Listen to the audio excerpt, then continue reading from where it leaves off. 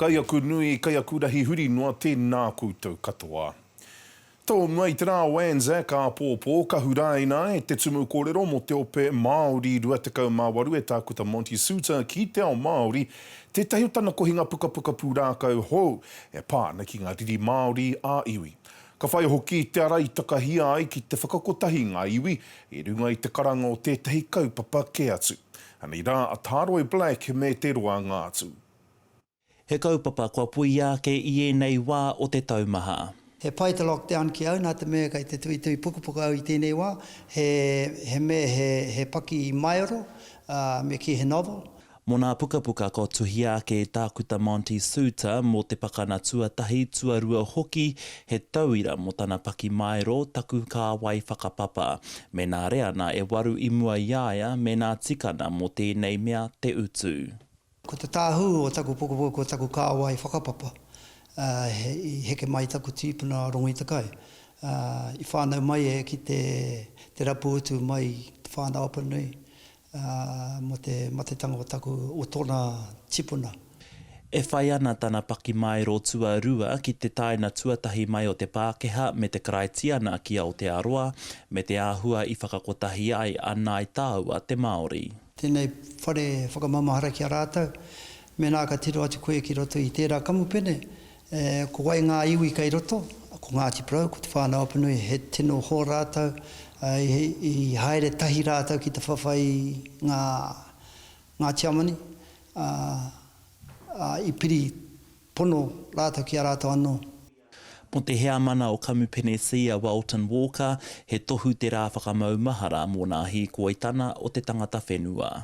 Me rapa tonu ki a tino moeho, ki a tino marama ai, hea i pērai o tātai nei tipuna, taino mai ki tēnei wā. Ko te utu o a tātou hoia i haere ki te pakana, kia noho tonu te rani Mārie ki waina nui a tātou te hunaora. Tāroe Black, te ao Māori. Ko te paki pū meka ko whitiki, ka whakapāhotia e whakaata Māori, hei tātou te rā Wanzak a pōpō, he kaupapa no nā tākuta Monty Suta i āwhina, kia whakatina na tia ai te wā o te hui aroha i te rātau. He kaupapa whakamaumaharatanga mo te kotahi rautau no te hoki ngā tū ngā hoia Māori tuatahi o te pakanga tuatahi o te ao ki tūranga. Ko te paki pū meka ka whai ngā tapu ai o ngā tamātū i hīkoi ngā huarahi o tūranga me te whakangahau i roto i ngā kākahu hoia nā tā Peter Jackson i tāko hātū. He hui tū ngā tahi me te putanga o te pukapuka a nā tākuta Suta ko whitiki whiti e. He pāna ki te tū a te Māori i te pakanga tuatahi o te ao. All those boys were our boys. All those mothers that felt their mamai. I felt their mamai that day. He ope tū wao ko tōna toru mano nei te nui kei ngā hau e whāua o Aotearoa, e whakatena tēnā nei te iwi ki te whakapaipai ngā urupa o ngā i ka whiro i te rā Wanzak.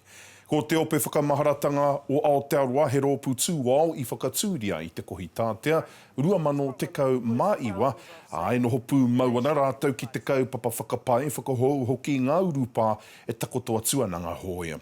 Ko tōna rua te kau mano rua ko iwi kua whakapaipaingia e rātau. Hei ka whiro Māori o Vietnam e whakahau ana i te tangata kia whakamaharatia ngā hoia i ngā wā katoa e tāi ana. Nā Paul Thomas te whakahokinga mai o ngā tū pāpaku e 25 i te pito ngā wāhia ki Aotearoa i whakatutuki. Kai tauru pū i ahi treire te korau au ngā puhi ngā tikahu e noho ana i tēnei wā. Hei tānei hara ko te rā Wanzak ki te rā nui whakaharahara ki aia. Hei tāna i runga i te hotako tapatahi te rā nei kia kaua rā tātou e whakamaumahara i a rātau mā i te rā o Anzac anahenahe nei. I have a quiet reflection. I remember the mates that I lost, my brother, and other whānau that served in the First and Second World War. But it's pretty much a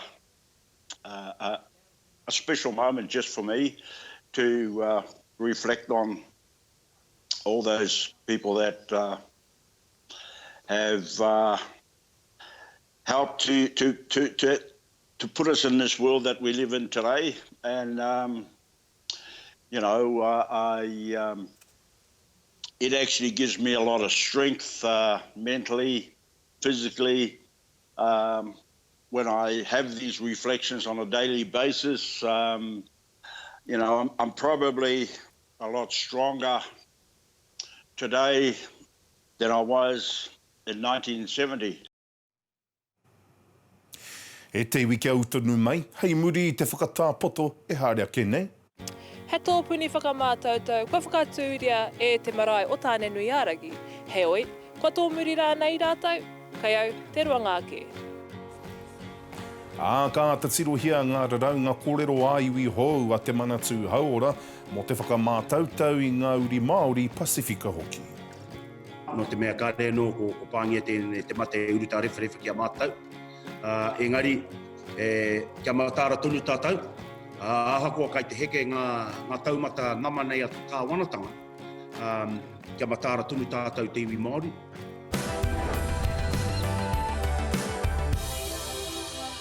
He whakahau ōkawa nā te kāwanatanga o Aotearoa. Kua eke te motu ki te taumata ohiti tuawhā, me noho ki te kāinga kia aukatia te horapa o te mate korona. Ka ora te iwi i te noho ki te kāinga kia haukotia te rere o te huaketo. Kei te tuwhera tonu ngā ratonga whaitake, pērā i ngā toa hokomaha me ngā whare hauora. Toro atu ki COVID-19 i re GOVT i re NZ. He kupu tohu ēnei nā te kāwanatanga o Aotearoa.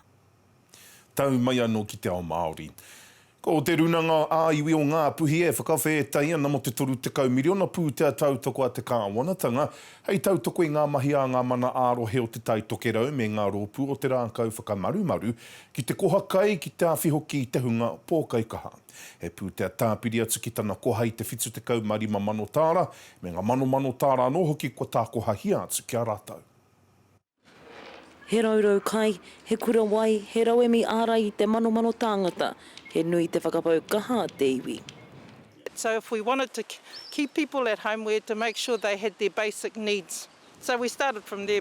5 mano ngā koha kua tohaina ki roto ngā puhi, 3 mano ki ngā uri e noho ana ki tāmaki, e rangi hei tā te rōpū poa, he nui tonu te hihia.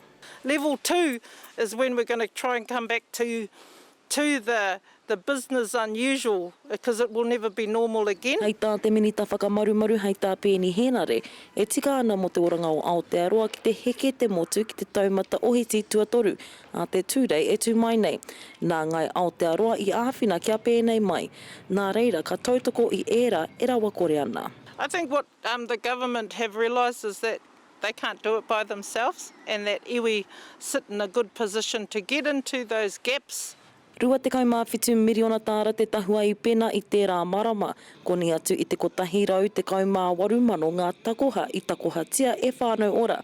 E rangi kei reira ko etahi pakeketanga, pēnei i te kore wai. I'd like to give everyone a water tank and fill it up with water and have that sense of security around our tamariki and our whānau having access to the basic needs. E oati ana te rūranga āiwi o ngā puhi ki te āwhina i ngā whānau i roto i ngā pēhitanga o COVID-19. Rukungai Tipene Allen, Te Ao Māori. He au i te mate ngā tētahi atu tangata i te mate korona i Aotearoa nei. He korau ia i ona tau ono te kau, ko ia te mate ngatua ngā huru no te kāhui i tūroro o te whare noho kau mātua o Rosewood i o tautahi. Nā rere koe ke te nui o ngā mate e ki te kau mā whitu i te rā nei. Toko rua noi ho ngā tūroro hou, toko toru ko tūpono pāngia i tēnei rā, toko waru ngā tūroro kai ro ho hipera, ko tētahi o rātau kai te wāhanga whā omo i Middlemore. Ko tahi mano e iwa te kau mārima ngā tāngata kua whakamāui a kei te mate e toru te kau nui a kei te rahi o Inanahi. Kare kau tētahi o ngā tūroro hou i te rānei i te Māori, heo e ko tētahi he uri Pasifika. Anara he re kōtiu hou hoki e ono mano e iwa rau e ono te kau mātahi ngā tāngata i whakamātau tauria Inanahi nei.